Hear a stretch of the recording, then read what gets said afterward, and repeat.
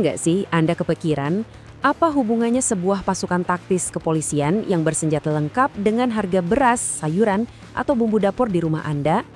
Di permukaan ini mungkin terdengar agak nggak nyambung ya. Maksud saya kalau kita bicara soal pasukan paramiliter, yang ada di bayangan kita pasti baku tembak, operasi berbahaya, atau penyergapan. Bukan ngurusin distribusi logistik atau mikirin stabilitas ekonomi. Tapi disitulah letak kejutannya. Hari ini kita bakal melihat sama-sama bagaimana definisi keamanan nasional itu sudah berubah drastis. Oke, mari kita selami topik yang super menarik ini. Selamat datang di paparan kita kali ini. Hari ini kita akan membedah salah satu institusi tertua, paling tangguh, dan bisa dibilang paling krusial di Kepolisian Republik Indonesia. Ya, kita bicara soal Korps Brigade Mobil atau yang sehari-hari kita kenal dengan sebutan BRIMOB. Kita bakal ngelihat bareng-bareng bagaimana unit yang lahir dari kerasnya sejarah pertempuran kemerdekaan ini terus bertransformasi. Peran mereka sekarang ini benar-benar multifaset loh, mulai dari ujung tombak anti teror, pengawal stabilitas ekonomi, penjaga ketertiban sosial, sampai, nah ini yang paling menantang, bagaimana mereka harus menyeimbangkan semua tugas berat itu dengan kepatuhan mutlak pada hak asasi manusia. Untuk memahami transformasi luar biasa ini, kita akan membaginya ke dalam 5 poin utama. Pertama, wujud BRIMOB di era modern. Kedua, peran mereka di luar tugas keamanan biasa. Ketiga, bagaimana mereka mengelola huru-hara.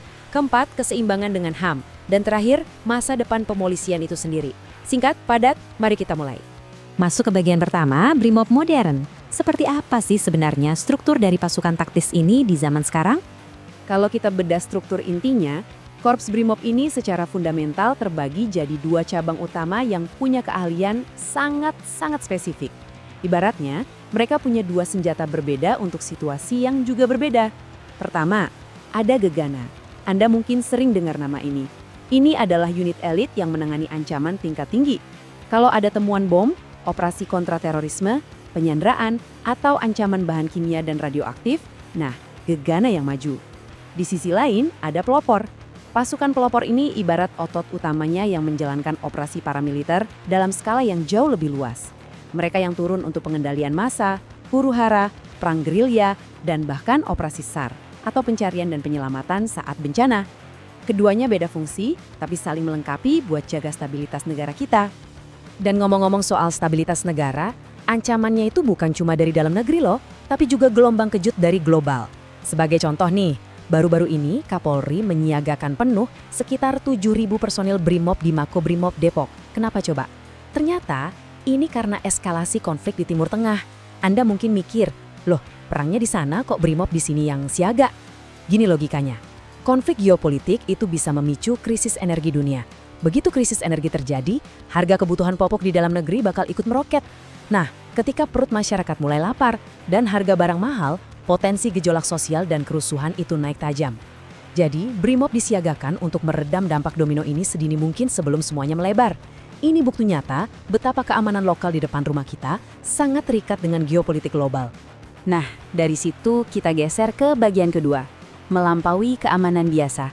Kita bakal lihat gimana pasukan ini keluar dari zona tempur tradisional mereka. Coba perhatikan angka 8% ini. Ini adalah target pertumbuhan ekonomi nasional yang cukup ambisius dari pemerintah kita. Dan tahukah Anda, Polri termasuk BRIMOB di dalamnya secara aktif ditugaskan buat bantu ngejar target ini. Gimana caranya pasukan taktis bantu pertumbuhan ekonomi? Jawabannya ada di logistik. Mereka bertugas memastikan keamanan mutlak pada jalur transportasi dan distribusi. Bayangin aja, kalau ada gangguan sekecil apapun di jalan, entah itu karena premanisme, pemerasan, atau blokade, efek dominonya itu panjang banget. Biaya pengiriman jadi mahal, perputaran modal macet, dan daya saing ekonomi kita langsung anjlok.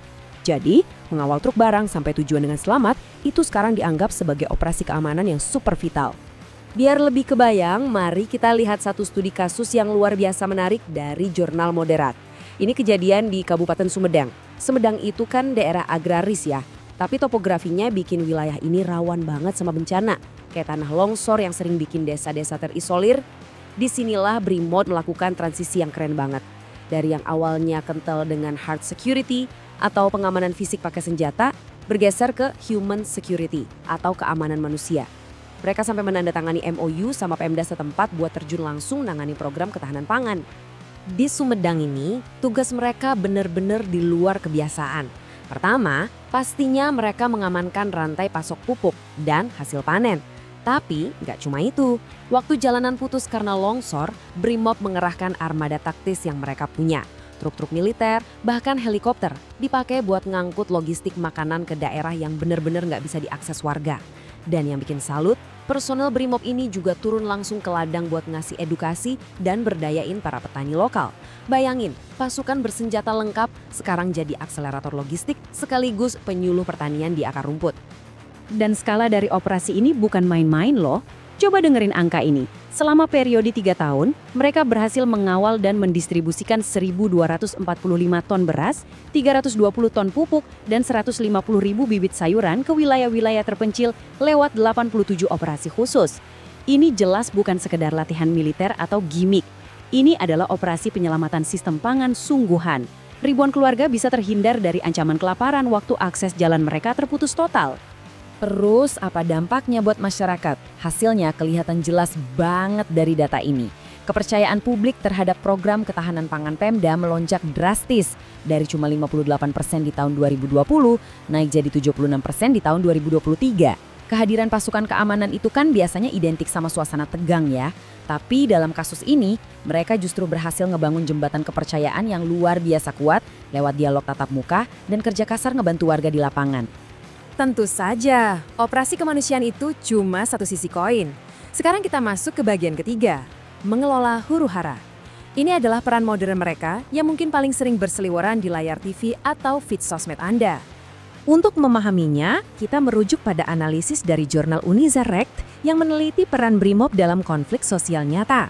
Tepatnya, konflik antar kampung di Monjok dan Taliwang, Kota Mataram. Ketika konflik komunal meledak jadi kekerasan fisik dan lempar-lemparan batu, Brimob diterjunkan. Tapi ingat, mereka nggak asal turun ke jalan loh. Semua pergerakan mereka diatur sangat ketat oleh Peraturan Komandan Korps Brimob nomor 21 tahun 2021. Aturan ini memastikan bahwa setiap langkah operasional itu berdasarkan pedoman taktis untuk meredam situasi, bukan memperkeruh keadaan. Nah, waktu berhadapan dengan massa yang anarkis, unit pelopor ini dibekali dengan alat-alat khusus yang fokusnya adalah non-lethal atau tidak mematikan. Mereka pakai water cannon buat membubarkan kerumunan dengan dorongan air, gas air mata untuk memecah konsentrasi massa, kendaraan taktis yang tahan peluru, drone buat mantau pergerakan dari udara, sampai patroli kuda loh buat ngurai kerumunan di area yang padat. Tujuannya cuma satu, meredam emosi dan eskalasi secepat mungkin tanpa bikin cedera fatal di pihak warga. Dan lagi-lagi ini bukan operasi serampangan. Ada 3 fase operasional yang wajib banget dilalui. Pertama, fase perencanaan. Di sini intelijen jalan. Mereka memetakan wilayah dan ancamannya seperti apa. Kedua, pelaksanaan. Nah, di tahap ini mereka pakai prinsip gradual response atau respons bertahap. Artinya mulai dari ngobrol persuasif dulu, nggak bisa langsung main tembak gas air mata. Dan yang ketiga ini yang sering luput dari perhatian publik, evaluasi. Setelah operasi selesai, setiap tindakan yang diambil, setiap gas air mata yang dilontarkan, itu wajib dilaporkan dan dipertanggungjawabkan. Bagian tadi langsung mengantarkan kita ke poin keempat, sekaligus titik paling krusial dalam diskusi kita hari ini. Keseimbangan dengan HAM. Disinilah teori indah di atas kertas berbenturan keras dengan realita kekacauan di lapangan. Polisi punya pedoman mutlak yang disebut hierarki penggunaan kekuatan sesuai Perkap nomor 1 tahun 2009. Anda bisa lihat di tabel ini, aparat itu wajib banget ngikutin tangga ini selangkah demi selangkah. Level 1 itu cukup dengan kehadiran polisi aja, biar massa tenang. Kalau gagal, naik ke level 2, peringatan lisan. Nggak mempan juga, masuk ke kendali tangan kosong lunak, lalu tangan kosong keras. Kalau udah mulai rusuh, baru boleh pakai level 5, senjata tidak mematikan kayak gas air mata. Dan level 6, senjata api, itu adalah opsi yang benar-benar paling buncit. Cuma boleh dikeluarin kalau nyawa petugas atau masyarakat udah terancam di depan mata. Melompati tamapan ini tanpa alasan yang jelas, itu pelanggaran berat. Makanya, setiap keputusan yang diambil komandan di lapangan dalam hitungan detik, sekali lagi, hitungan detik loh ya, harus memenuhi 3 prinsip hukum baku ini. Legalitas, nesesitas, dan proporsionalitas. Sah nggak secara hukum? Terus, beneran perlu banget nggak tindakan itu diambil karena udah nggak ada cara lain? Dan yang paling penting, sepadan nggak kekuatan yang dipakai dengan ancaman yang ada di depan mata? Kalau satu aja dari prinsip ini dilanggar, tindakan aparat bisa langsung dikategorikan sebagai pelanggaran hak asasi manusia. Ini bukan sekedar jargon, ini batas tipis antara penegakan hukum dan kekerasan. Tapi sayangnya, menjaga keseimbangan di tengah kekacauan itu susahnya minta ampun. Belakangan ini prinsip-prinsip tadi disorot tajam karena beberapa insiden besar. Misalnya pada Oktober 2022, kita semua ingat tragedi Stadion Kanjuruhan. Penembakan gas air mata di dalam stadion memicu kepanikan yang menelan 135 korban jiwa dan seorang komandan Brimob akhirnya dijatuhi hukuman. Lalu di Januari 2023, ada insiden anggota Brimob yang ditegur karena yel-yel di luar ruang sidang Kanjuruhan yang dinilai mengintimidasi proses hukum. Dan terbaru, di protes Agustus 2025 lalu, ada laporan warga sipil tewas tertabrak kendaraan taktis yang sedang membubarkan massa. Insiden-insiden ini secara langsung menguji klaim institusi tentang seberapa patuh mereka pada SOP saat situasi sedang panas-panasnya. Para peneliti dari jurnal-jurnal hukum tadi juga menyoroti satu kekhawatiran besar, resiko sistemik. Pelanggaran HAM paling sering terjadi ketika aparat merespons secara berlebihan atau excessive force saat membubarkan protes yang sebenarnya sah. Masalah lainnya adalah lemahnya mekanisme akuntabilitas pasca operasi. Kalau evaluasi dan pengawasan yang nggak transparan, kesalahan taktis di lapangan itu sangat rentan terulang kembali di masa depan. Solusinya, pelatihan HAM yang jauh lebih ketat dan pengawasan independen yang berani. Oke, kita sampai di bagian kelima, sekaligus penutup. Masa depan pemolisian. Kemana arah evolusi unit bersejarah ini ke depannya?